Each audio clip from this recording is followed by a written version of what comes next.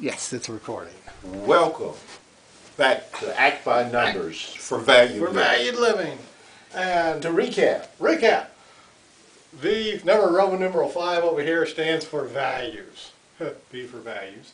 And so in this series, this is the home page, so we chose East as a way to go. And then there's lots of behaviors that you can do to move east. Walk, somersault, all kinds of stuff. And those behaviors are up here.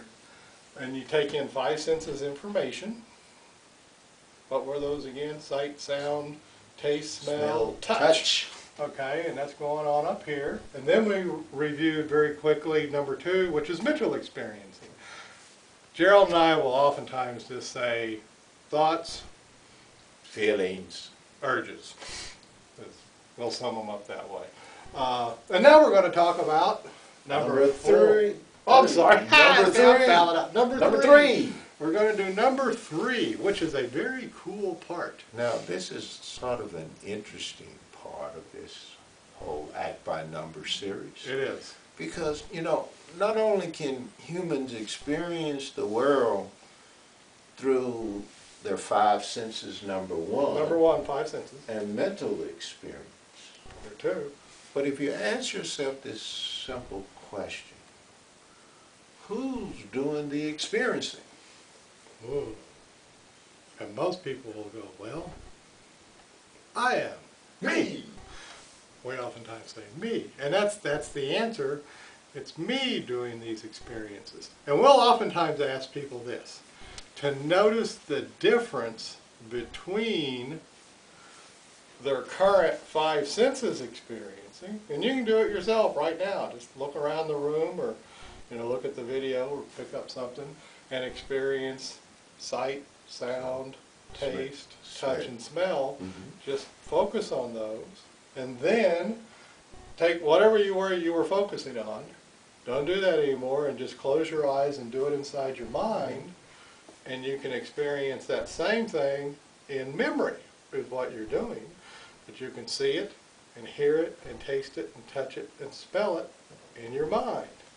And then Gerald asked the question, who's noticing the difference between those two experiences? Exactly, because there's always a difference. There's this 5 senses experiencing, and that's different than mental experience. And it's me.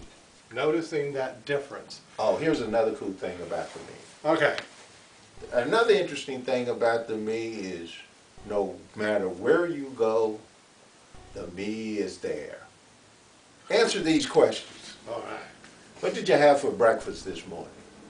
I can tell you right now, I had fried eggs. Well, not really fried, but cooked eggs. Who's sitting in your seat right now? I am. When you leave this taping, where will you go? To the store. I will go to the store. Now, if you listen to Kevin's answers and take away all of the material that was not consistent throughout the different time frames, what are you left with? I. Me. Me. It's always, people will always answer from that point of view, but it's so common that you oftentimes you don't pause to notice it's me.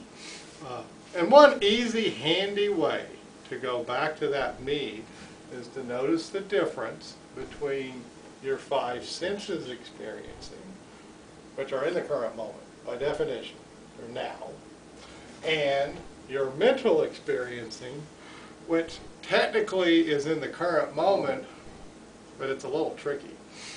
Sometimes it goes to the past and sometimes it goes to the future, but it's really happening now.